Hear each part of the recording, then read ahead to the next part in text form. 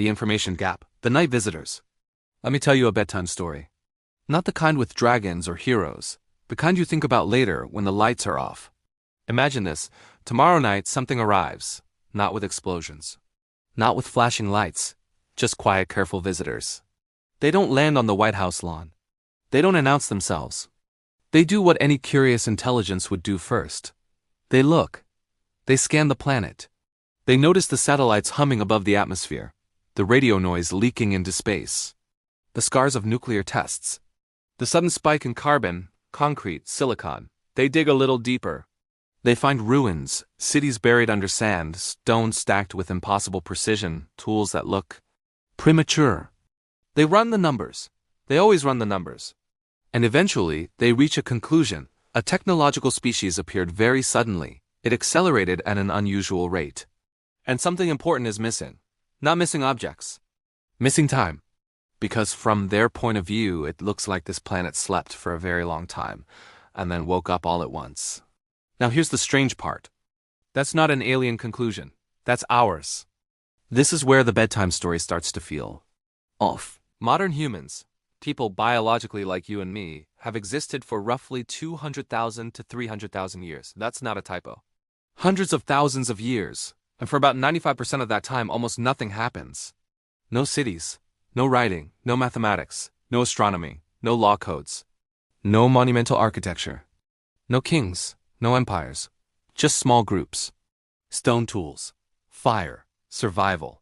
Then, very suddenly, around 5,000 to 6,000 years ago, the world changes. Agriculture appears. Cities rise. Writing systems emerge fully formed. Math shows up with confidence, not hesitation. The stars are mapped.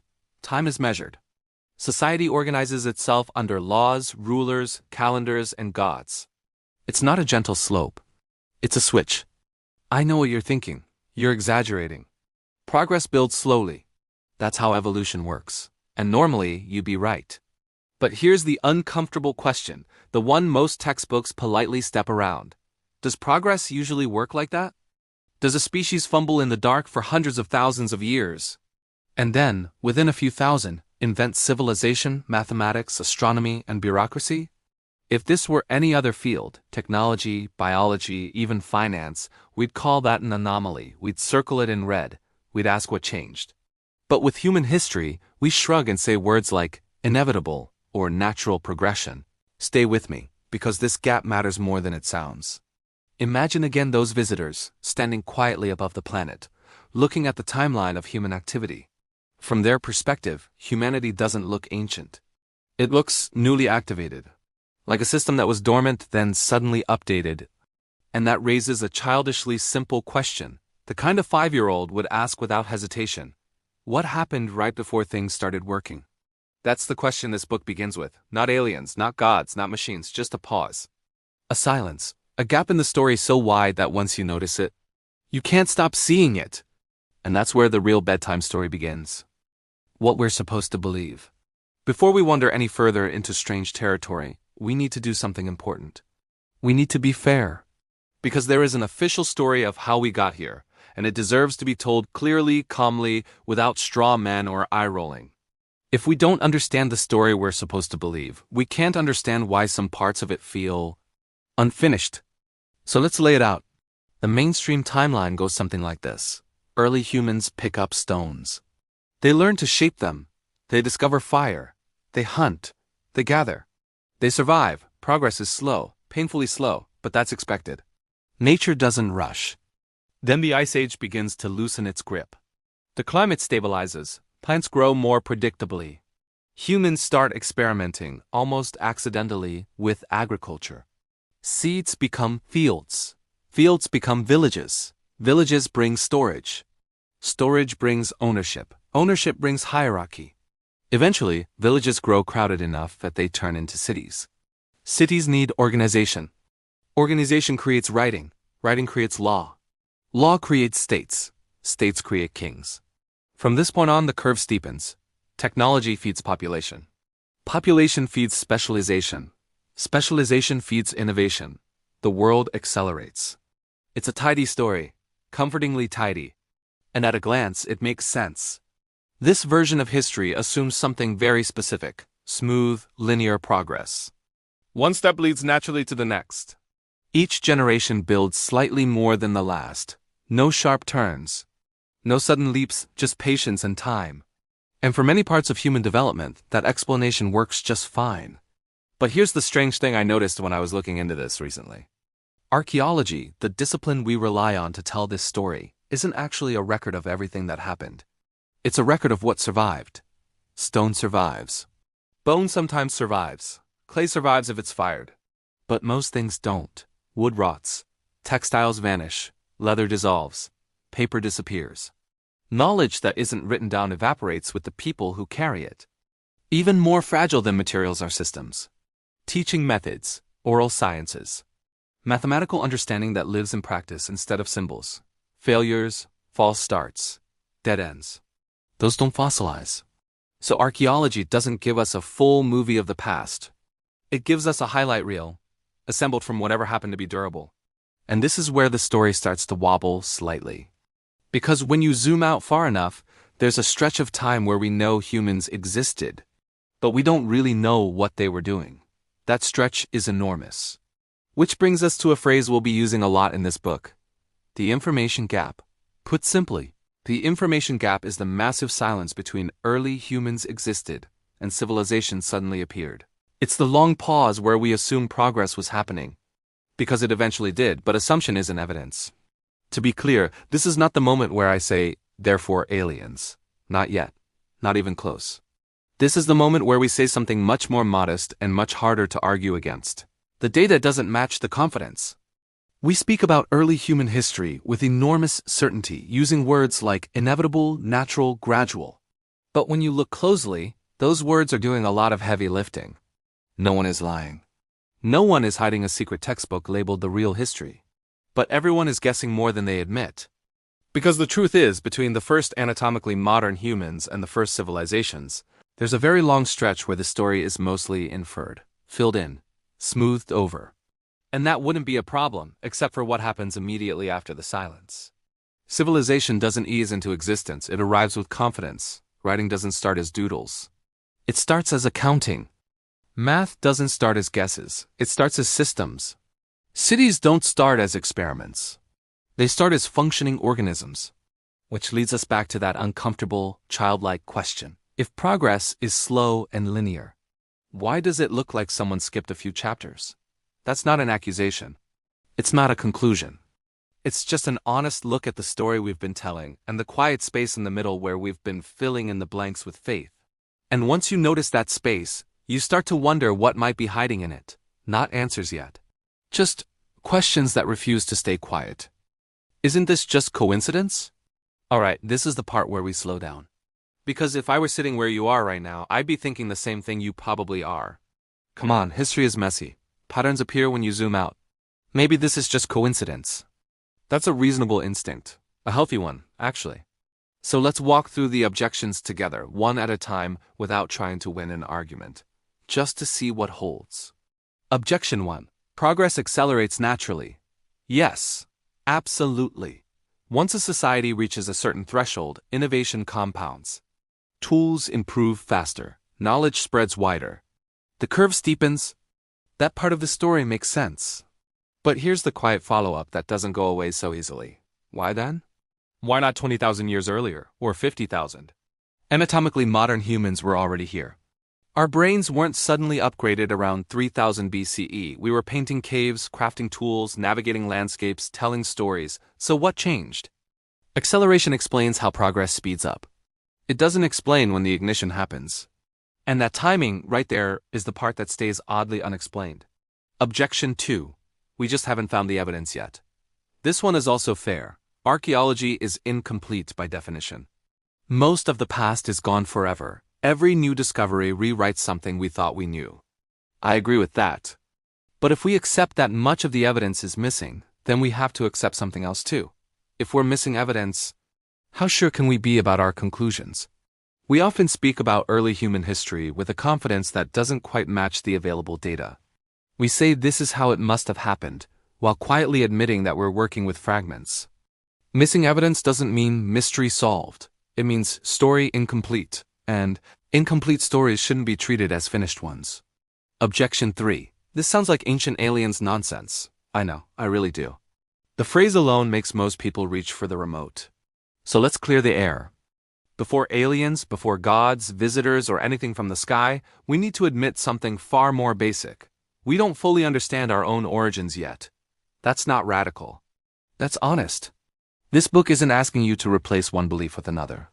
It's asking you to sit comfortably with uncertainty a little longer than usual. To say, maybe the story is stranger than we were taught, and maybe that's okay, because here's the thing. If the gap in our history were small, we could ignore it. If the transition to civilization were gradual, we wouldn't be having this conversation. But it's not small, and it's not gradual. So the question isn't, is this coincidence? The question is, at what point does coincidence deserve a second look? I'm not asking you to jump to conclusions. I'm not asking you to believe anything. I'm just asking you to stand next to me for a moment, look at the timeline together, and admit, quietly, that there's a pause in the story where something important should be, whatever that something is. We haven't rushed it yet. And we're not going to. Not tonight. What if history isn't linear? Okay, this is where the story gently leans forward, not to shout. Not to declare anything dramatic. Just to ask a question most timelines quietly avoid. What if history isn't a straight line? We're used to thinking of the past like a staircase. One step leads to the next. Stone tools, then better stone tools. Fire, then farming. Villages, then cities. Everything neatly stacked, each level resting comfortably on the one below. It's a comforting image, but there's another way history might behave. Not like stairs, but like waves, long periods of calm. Then sudden rises. Then collapses. Then quiet again. This idea has a name in this book. The Forbidden's timeline. Not forbidden because it's dangerous. Forbidden because it makes people uncomfortable. The Forbidden's timeline suggests something simple but unsettling. Civilization may not be a one-time achievement. Knowledge may not only move forward. And progress may not belong to a single unbroken line of descendants. Instead, it may come in episodes. Appear. Disappear. Return. Sometimes remembered. Sometimes misunderstood. Sometimes mistaken for myth. I know what you're thinking. That sounds like speculation. It is. But notice, we're still not adding anything new to the story. We're just rearranging what's already there. Here's the quiet observation that leads people to the Forbidden's timeline. Humanity doesn't behave like a species inventing everything from scratch for the first time. We behave like a species remembering. Civilizations don't just stumble into writing. They organize it. They don't guess at mathematics. They apply it. They don't poke randomly at the sky. They map it. That doesn't mean the knowledge came from the sky. It doesn't mean it came from another planet. It just means it might not have originated exactly where and when we think it did. So let's ask the questions carefully. No answers yet. What if knowledge survives catastrophes, not cultures? Floods, ice ages, impacts, climate shifts. Those don't erase everything evenly. They wipe out populations, languages, and cities, but sometimes fragments slip through. A technique, a story, a calendar, a rule. And when survivors rebuild, that fragment becomes sacred, authoritative, given. What if teachers don't leave monuments? They leave students? Not instructions carved in stone. Not manuals. Just people who know a little more than they should for their time. Enough to restart the engine. And once the engine is running again, the teachers fade into the background, forgotten, recast as ancestors, or gods, or legends. Now, slow down. This is not me saying, therefore aliens. This is me saying something much more restrained. There may be someone or something missing from the story. That missing piece could take many forms. A lost advanced human culture that didn't survive its own success. A small group of knowledge keepers who reintroduced skills after a collapse. An external influence that nudged, taught, and withdrew. Or something stranger, something that didn't stay long enough to be remembered clearly. I'm not saying who they were. I'm saying the story reads like someone left early. And when you start looking at history through that lens, episodic instead of linear, certain things begin to stand out. Ancient texts that don't say we discovered, but we were taught. Structures that look less symbolic and more engineered. Tools that feel oddly premature, too precise, too confident, too complete. Not everywhere. Not constantly. Just enough to suggest a pattern. Like ripples on the surface of time.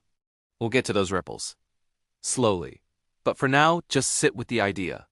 If history isn't a straight line, if it loops, resets, or restarts, then the question changes. It's no longer, why did civilization appear so suddenly? It becomes, how many times has it appeared before? And once you ask that, the silence between the chapters of our past starts to feel less empty and more like a pause. The kind that comes before something begins again. The simplest question. All right, let's make this as simple as possible. Simple doesn't mean shallow. It just means honest. Imagine explaining human history to a 5-year-old. You'd say something like this. People were around for a very, very long time. They learned how to stay alive. They made tools. They told stories. They waited. Then you'd pause. And then, suddenly they built cities. They learned math. They wrote things down. They studied the stars. They made rules and kings and calendars. If you said it that way, the child would probably look at you and ask the obvious question, why did it take so long, and then happen so fast? And that's it, that's the mystery. Not aliens.